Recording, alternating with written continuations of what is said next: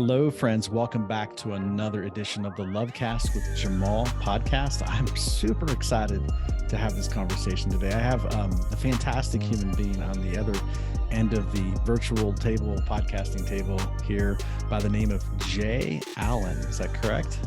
That's it. That's me.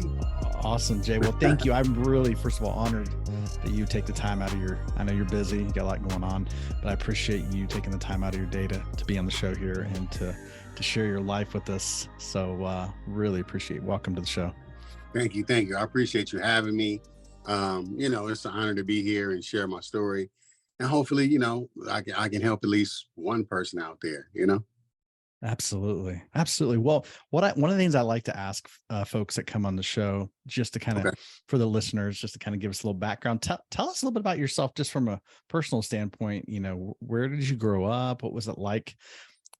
I mean, obviously, most folks I talk to have, typically don't envision like what we're doing now and as far as our life's work. Typically, folks did not see that coming or did not envision themselves getting into this line of work. So I guess the question would be, what was it like growing up for you? And what did you picture yourself when you were young, when you were a child? What did you picture yourself doing? Okay. Good question. Good question. So I am from the inner city. I'm from the hood, y'all. Okay. I'm from Compton, California, also Long Beach. I'm actually from both the cities. That's where I know pretty much everybody from, is just playing sports around the city. I played football and basketball my entire life, pretty much. So growing up, I actually have an identical twin brother. Okay. Oh, wow. Definitely.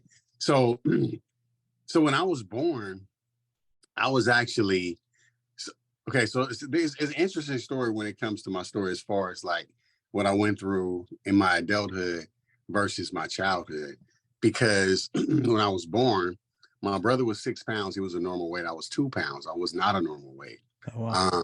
My mother always thought that there was some type of issue going on with me, but the doctors always told her that, no, he's perfectly fine. He's perfectly fine.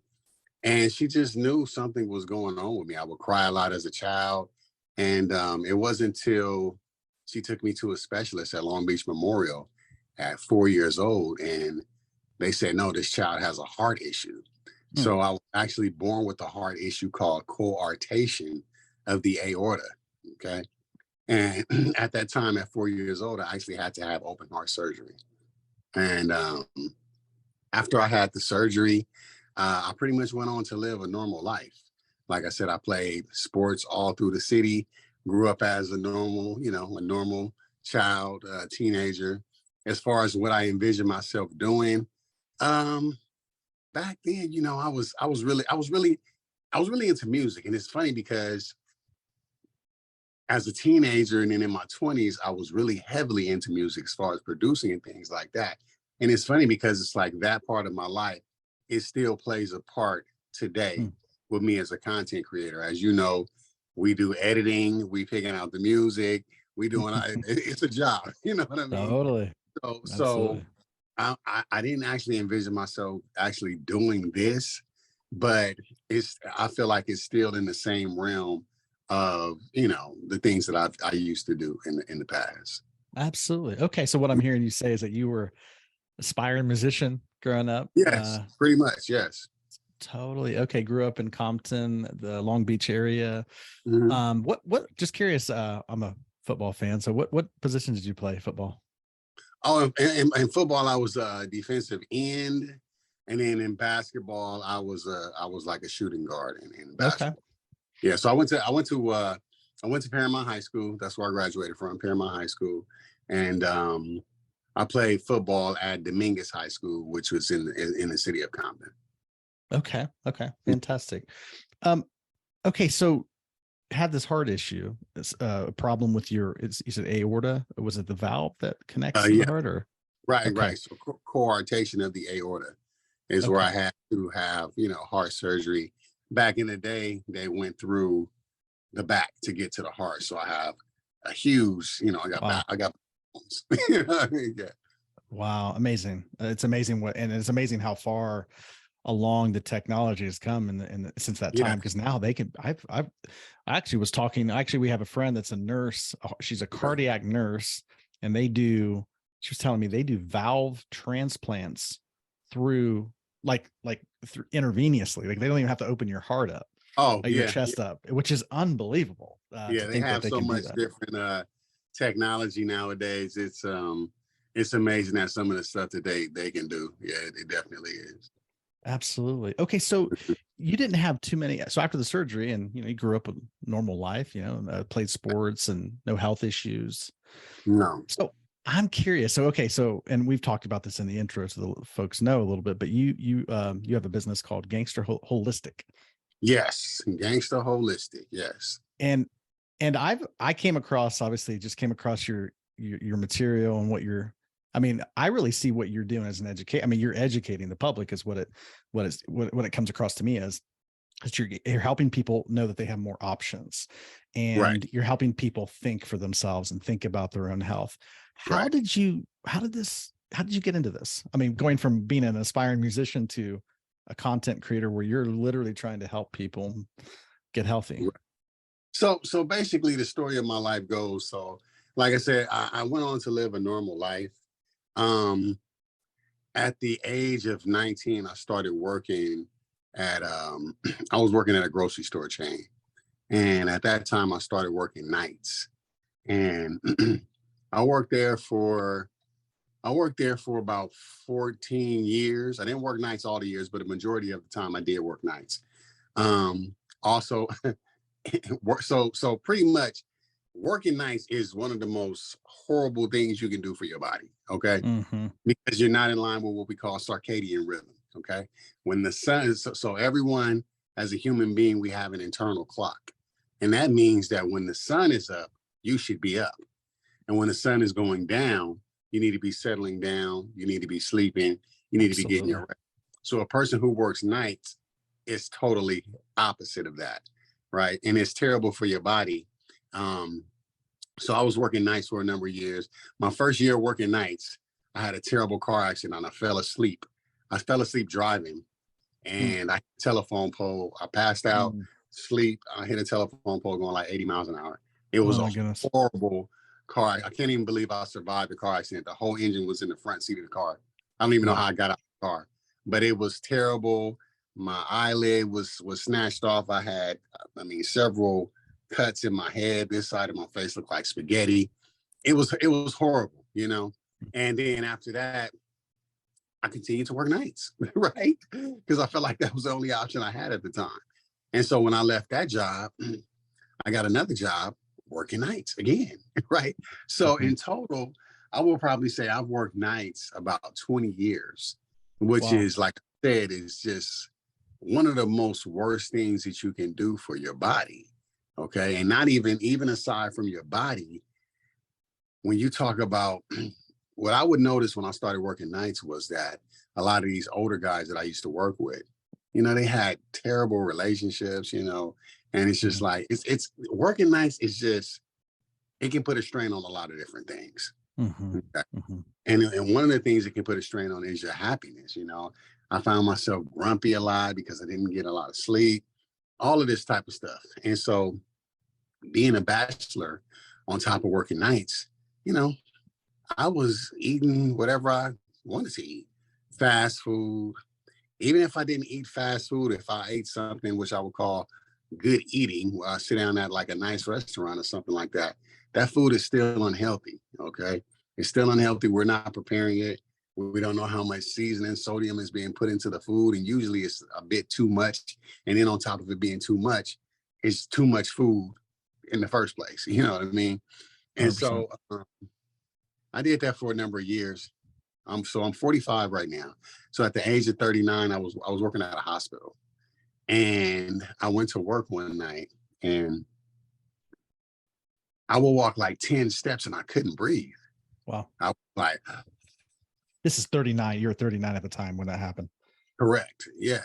Gotcha. Okay. And so I told my boss to say, yo, I may be moving a little slow tonight, so just kind of bear with me. And so she was like, well, it sounds like you might have walking pneumonia. And, I said, oh, nah. And sometimes us as men, we like to kind of shoot things off. I know I do. I hate Mm-hmm. going to the doctor. I was in the doctor Mm-hmm. so much as a child that when I think about the doctor, I equate that to Yep. pain, getting Yep. the shot. going through some painful procedure and I just don't want to do it. You know what I mean? Mhm. And so the thing about it was I knew that something may have been going on with me because I would get these really hard chest pains, Hmm. from time to time, and I try to just, rub them out, just try to, be And tough. this wasn't something you grew up with. This was starting to come on around 39. So it was a new symptom. Is that right? Correct. Right. Okay. Correct. So this was right. So this was, I would probably say from maybe like mid to late 30s, this Okay. started happening. And then this went on for a week, me being just exhausted from walking 10 steps. And so I remember one night I laid down, I tried to go to bed and I tried to lay on my back and I couldn't breathe when I Hmm. laid on, couldn't breathe. So I said, you know what, I'm going to go ahead and I had a chair next to my bed. I said, I'm going to sit up in this chair and just fall asleep in this chair right here. So I did that. I fell asleep in the chair. When I woke up the next morning, now my normal weight was probably about like 220, right? When I woke up the next morning, my body basically started to retain water. So, Oh my gosh. So we're talking heart failure. right, exactly. So I went from 220 to getting on the scale that morning, I was 260. So that's Wow. almost 40 pounds. So my leg, my feet were swollen, my ankles, my thighs, my stomach, my chest, everything was just swollen. And at this time, I'm just like, damn, I know I have to go to I gotta go to the doctor. I gotta check Sure. myself in the emergency room. And so it was something that I didn't want to do, but I know at that point I had Hmm. to do it because I was just Emergency. in so much pain. And so it's so funny how I talk about this. I tell the story a lot on my channel, and I say like it's funny, but it's sad. Now, when I check myself into the emergency room, I say, okay, later on tonight, I'm gonna go to the emergency room, go ahead and check myself in there. And so on the way to the emergency room, it's interesting how sugar and salt have a hold of us, right? Hmm. So sugar and salt, they're actually drugs. So the more of that you have, the more of it you're gonna want. And so at that time, my blood pressure was sky high. I was eating a lot of salt, all of that type of stuff. So anyway, I told myself, this is so funny. I told myself when I was driving myself to the emergency room, I said, okay, if this is it, and I might be about to check out of here, I'm gonna eat one more meal, one more. And I drove through some fast food place, Oh. ordered me like some burger combo, and if you think about that, that's a sick mentality. That's Hmm. really sick because with my blood pressure already being high, that I could have Yeah. had a stroke, I could have had a heart attack, but I did it. I said I'm gonna do it one more time. Question. Right. Did you know your blood pressure was high? I mean, I know you had when you were having that situation and you were retaining fluid, you were aware that there was a problem, but did you know your blood pressure was high before that? No, I did not No. know my blood. Okay. I knew that something may have been going on with me, but I didn't know what it was. Okay. And so I went ahead, checked myself into the emergency room. Of course, they looked at me like, how did you even walk in here? We got to keep you. I knew they were going to keep me. So they Hmm. kept me. And, one thing that they told me when I was in there, they said, well, even before that. So they took me back and basically they gave me what's called a diuretic, which is pretty much a water pill. Okay. So the water pill is going to make you Hmm. urinate and flush all of that water off of your system, right? Hmm. And so that's what happened. They gave me a water pill. So I'm flushing this water out of my system, flushing this water out of my system. They're taking me back and forth to all these different rooms, running tests, this, and that. And I'll never forget this. The doctor came into the room. It was a woman. My father was in the room, and my girlfriend at the time was in the room. And she came in, and I'll never forget these words. She looked at her paper and she looked at me. She said, Mr. Greer, she said, your heart is failing you. Hmm. And I'll never forget those words. And it's so funny because when she said that, I felt this sigh from my girlfriend at the time and my father, just this sigh of just sadness. But it's Hmm. so interesting that something shot into my head Hmm. immediately. And it said, Jay, you're going to beat this. Hmm. You're going to beat this. Right. Beautiful. And so I told them that, keep the spirits up. I didn't want anybody coming up in there crying or anything like that. And, you know, when I spoke to the doctor, I said, well, how did this happen? And she said, well, this seems like it happened because you've had high blood pressure for so long and you never did anything about it. Right. Mm.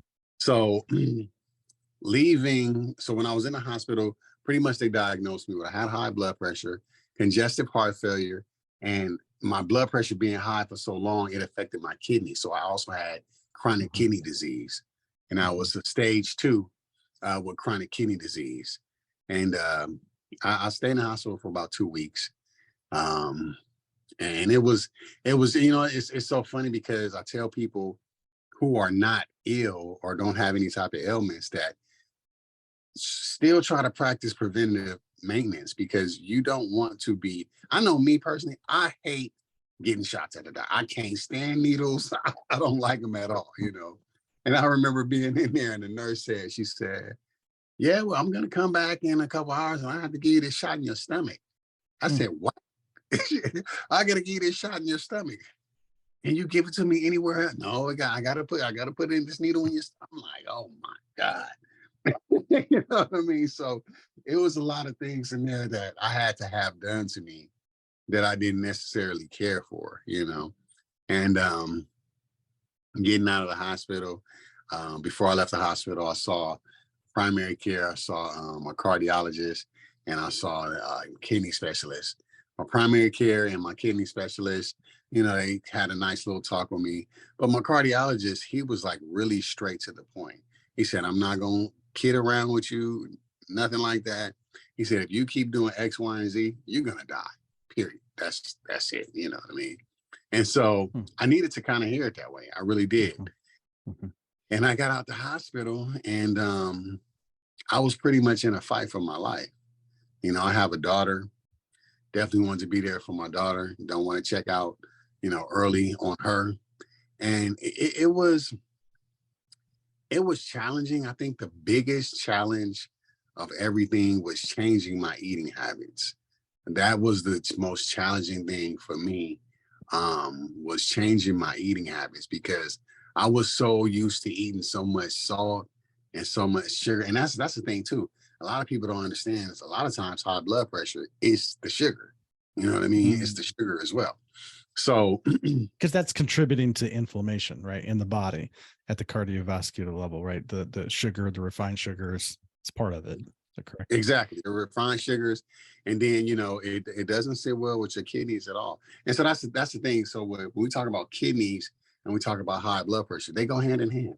So most Mhm. people who have high blood pressure have issues with their kidneys. Same thing with Mhm. most people who have kidney issues, they have high blood pressure. They pretty much are married, you know. And Um, my understanding is because the blood vessels that go to the kidneys are pretty small. And so right, if you have high blood pressure, it's kind of like a fire hydrant trying to shoot through right, high pressure blood, but it cannot get through to these little capillaries, and it blows out the capillaries or blows out these smaller vessels and deprives your kidneys of getting the proper blood flow, which then correct, creates death, basically kidney death, death of correct, the tissue. Wow. correct. Okay. And another thing too is, you know, a lot of times when we think about high blood pressure, we shoot straight to, like I said, the sodium. But Mm-hmm. the about it is high blood pressure is a disease to where we're also dealing with a lack of other minerals in the body. Mm-hmm. So when you eat a high sodium diet and your body is lacking other minerals such as potassium, magnesium, iron, vitamin D, then it's going to elevate your blood pressure. And as we know, most of the food here that we eat, especially if we're talking about eating processed food, is stripped of all its nutrients and its minerals. That's Mm-hmm. why it's important for people to maybe get some things in their system like sea moss that is very mineral rich, you know, has all these different minerals in and things like that. And so there is actually a test. I forgot the exact name of it, but it's a type of mineral test, a blood test that you can have your doctor run to where this test can pinpoint how many minerals are in your body. Like if you're mineral deficient, and most people who have high blood pressure are definitely mineral deficient. They're Mm-hmm. not getting any other minerals inside of their body. You know. Wow. Wow. Amazing. So this was, I mean, literally you're on death's door. You're on the doorstep of death when this happened.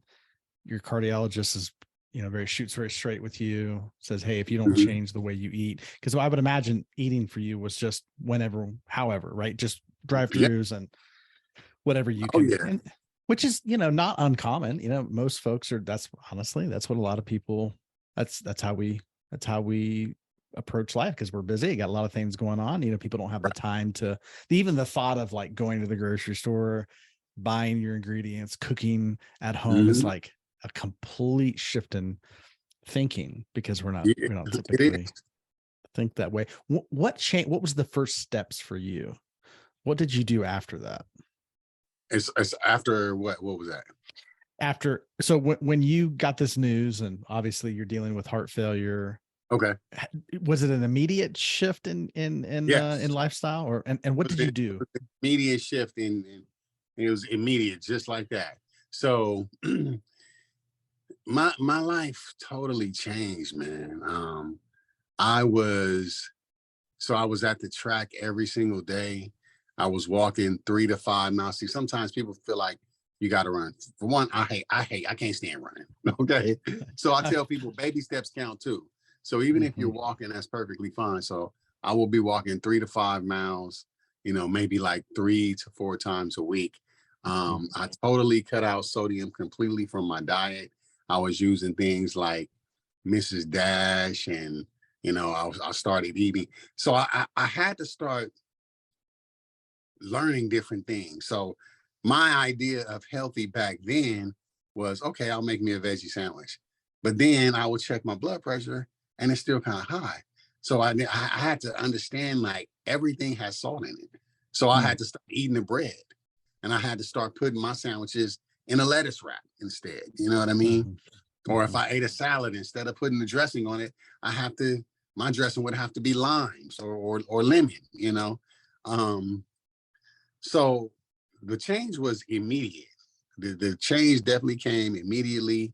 And like I said, the biggest challenge was my taste buds. I started trying to go to the gym, but what I realized about the gym is that when you have high blood pressure, it's definitely not good to be lifting heavy weights, because I will be lifting these weights. I get out the gym thinking I did a good thing, and my blood pressure sky high because it's mhm, from the straining and the pulling, and so it's mhm, just not good. So I stopped that, started doing cardio, and then a little bit of calisthenics and things like that. But the change was definitely immediate, and then after the change, I think the first thing I said, I want to make this into my livelihood. And the first thing mm, I did was I wrote a book, which is Gangstaholistic versus Volume One. So it's a comedic type of play on the holistic lifestyle, but it's very educational as well. So mhm, that was the first thing I did, was to write a book. And then after I wrote the book, I think I started the Instagram page, and then I also wanted to. So the thing about it is, when I got out of the hospital, I was on probably like 5 different medications. okay, I went to go see a holistic doctor, Dr. Gary Archer in Huntington Park, and he told me, he said, "Well, Jay," he just mapped out all my medications. If you take this, it's gonna heal your heart, but it's gonna kill your liver. You take this, it's gonna do this, but it's gonna kill this organ. And so that was a game I didn't want to play. So I started looking for natural alternatives. I found a guy on YouTube. His name is Kareem the Herbalist. And he has a company called the Four Cycles of Life. And he teaches about just natural herbs and healing. And so I ran across this video he did about black seed oil and how black mm, seed oil can heal your kidneys. And I'm like, what? This can heal my kidneys? And so I said, oh, well, man, I got to try this, man. So I started trying that and some other things. So my go-to as far as healing myself. So the first 3 months I got out of the hospital, I was strictly on my medication. After those first 3 months, I found some different herbal supplements that I could use, which was black seed oil, cayenne pepper, liquid CoQ10, and hawthorn berry. mm, Those were my staples. Okay.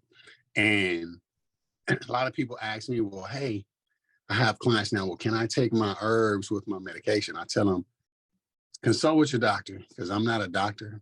But at the same time, I'm gonna tell you what I did. I did that. But when I did it, I gave myself a 30-minute to an hour window between the both. So if I took my medication, 30 minutes to an hour later, I would take my herbs. Okay. And I did that until I was able to wean myself off of the medication.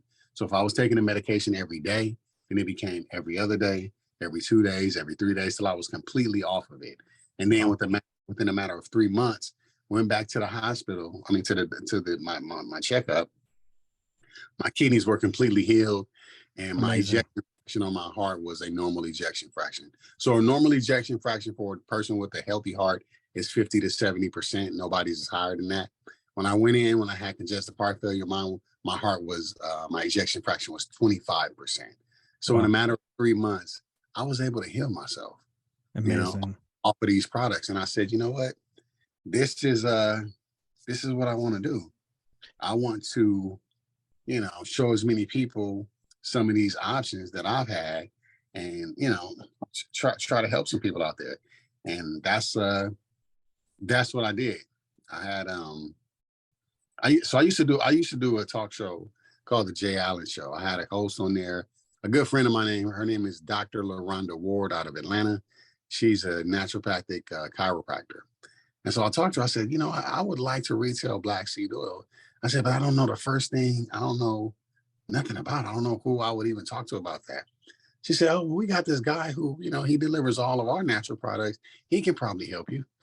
So I said, okay. So she put me in tune with him, and we've had a great relationship since. I mean, he's my supplier. Very, very, his products are just quality products. And we sell the Gangstaholistic Black Seed Experience, as well as a lot of different other things. But that's pretty much how the story of Gangstaholistic all unraveled. Amazing. Amazing. So what I'm hearing you say, so you went from death's doorstop, heart failure, with the ejection fraction, I mean, at 25%, when the normal at the low end is 50% to 70%. Mhm. Yours is 25%. So literally your heart is failing. In 3 months, you went from heart failure to normal heart function, kidney failure to normal kidney function in 3 months. Yes, in 3 months. What I tell people is this: it's like I tell them there's no miracle herb that's going to heal you. So it's not black seed oil. It's not Right. sea moss. It's not going to be the exercise. It's not going to be the meditation. It's not going to be the eating right. But what it is going to be is the consistency in doing all of it. So good. So That's it's the really, really important, I think, for people to hear. It's there because people are looking for the magic, right, bullet, this one thing. That's I call it the medication mindset. We're kind of conditioned, right, to think if I take a right. pill, I do this, this will fix me. But there's no health doesn't work that way. It's not a medication. It's a way of life. It's like a way Mhm. of living. So Yes. I love what you're saying there. So the consistency, what I'm hearing you say is there was consistency, there was exercise, Hmm. there's obviously, reforming your diet, what you're eating. Then there's the addition of these supplements that are Yeah. going to help your body heal. It's amazing what the body can do when you provide the right environment for the body, Yes. that the body already knows how to heal itself. It does. And it's really without the aid of, synthetic substances. And this is what, obviously our health guy, I always tell people, I say, for emergency medicine, you get in a car accident, something emergency happens. Yes. That's why, hospitals are great for that. But if you have chronic illness, it's the last place you want to go. They have Yeah. no idea. I mean, they're going to really make Hmm. it worse because they're not going to steer you to the roots. Right. They're there to medicate the symptoms, which doesn't address it. Super, super interesting. Well, this is fascinating. I guess a question I would have for you is, and I know folks are listening, people, a lot of the objections I get, and this isn't just with health, but let's just use it for the health perspective here. People feel overwhelmed, right? Because where do you start? One of my beefs with the industry or with the way society is that the worst food is the most accessible. It's the cheapest. It's the most accessible. And so then people talk about, well, I can't afford, I can't, can't afford to like, I don't have the money to buy high quality food. I don't have the time. I don't have the money. people feel overwhelmed. What do you say to that? How do you? It's funny that you say that because sometimes I feel like that's the biggest cop out because it's like you can't afford an orange or a mango like that. I mean, Yeah, you know what I mean? So, right, because right. the thing about it is when we talk about truly healthy food, like I was talking about transitioning. Say if it was a person trying to transition to vegetarian or vegan and they had high blood pressure, well, they would need to understand that a lot of that processed vegan and vegetarian food is junk food. It's high in sodium, so your Interesting. blood pressure is still going to be high. So, in all reality, it's fruits and vegetables. That's it, you know, and that's not expensive at all. When I go to the grocery store now, and I check out, sometimes I look at my basket and I'm very proud of myself. I'm like, every time I go to the grocery store and I put my stuff on there, a lot of times the cashier or the person in front of me, they may make a comment like, "Oh man, I'm not living as healthy as you," and it's all usually fruits and vegetables. And I'm proud of myself because I remember when it was potato chips and sodas and all this Mhm, kind of crap. You know what I mean? mhm. And it's not that anymore, and it's not expensive. Mm. It's not expensive. Totally, totally. And and I'm sure you've heard this before, but I've heard people say, if you think eating healthy is expensive, try not eating healthy. Right. Eventually, when your health breaks down, like that's expensive. It's That's expensive because medically speaking, it's expensive, but it's expensive to lose your life, lose your way of life, lose your ability. yeah. That's really It, expensive. it just doesn't. I mean, people out there just really trust my word when I say this.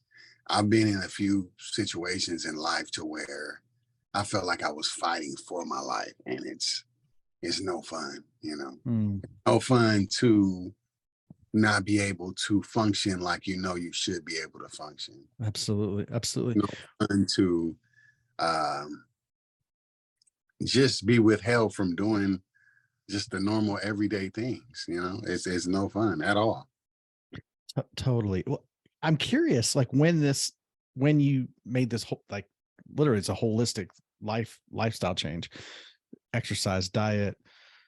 Um, what was the response like with the folks in your circle, people, your friends, family? Did they, because that can be a challenge for folks too, especially because people can feel judged. They can feel like, maybe you're leaving them or not participating in, because so much revolves around food, right? We hang out with folks, we're going to meals. I mean, how do you navigate that? What was that like for you? What was were you supported? Did you get a lot of pushback? What was it Um, like? I would say I don't think I mean I pretty much did it on my own. I mean that's the thing too. It's like you got to be able to do it on your own. There were times and I mean there's still times even today. It's always a challenge. Like you may go out with coworkers or friends to restaurants and they can order whatever they want.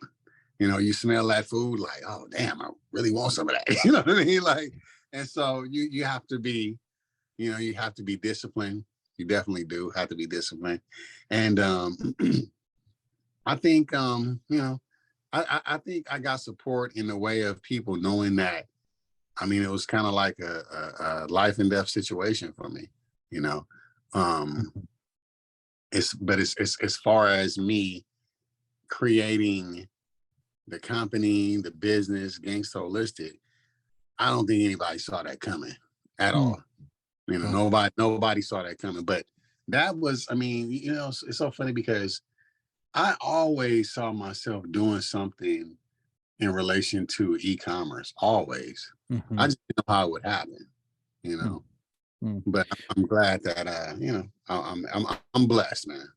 Absolutely. And what I love about what you're doing and the work that you're doing is that, yes, it's a business, but I mean, you're giving people their life back. Like people literally live because of the work that you're doing.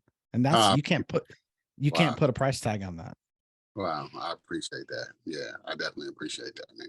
Yes, so many people call, inbox me and things like that. I had a consultation with a couple yesterday, and just some of the words that they said to me just really touched me. Like, wow, I would never even know you guys felt like that.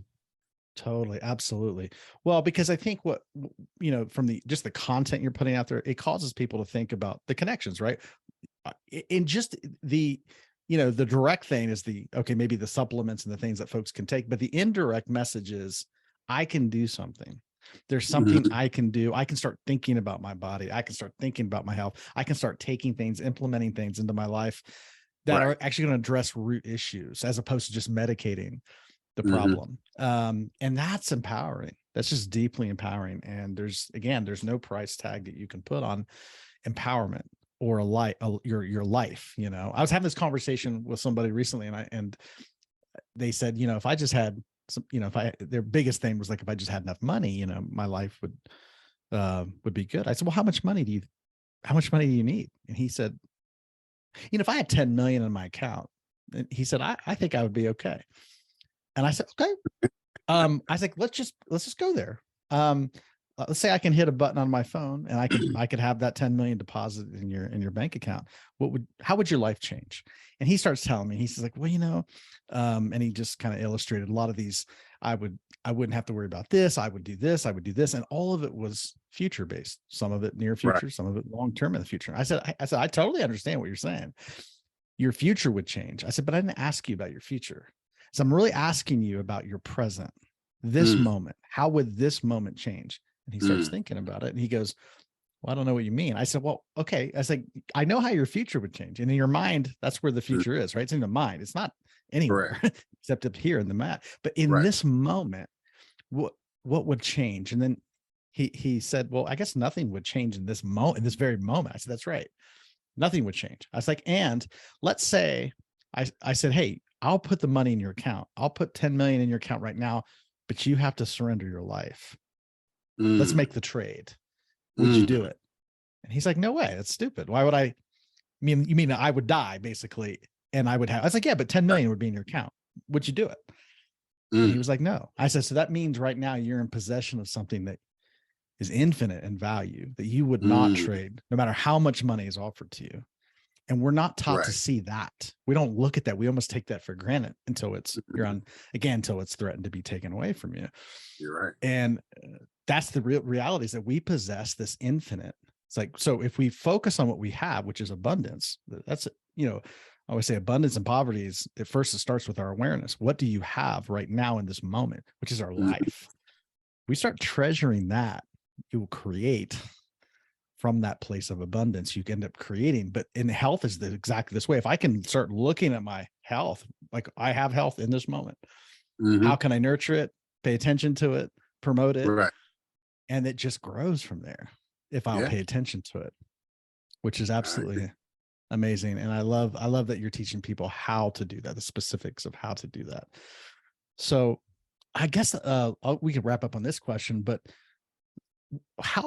give us one, like, let's say people are listening to this and they're going, okay, where do I start on this journey? Where can people start to take control of their health? What advice would you give to folks? I would the first thing I would start with is something simple. It may be a little bit challenging for people, but I would definitely say it will revolve around their diet. So cutting Okay. out the processed food and Processed eating food. more Okay.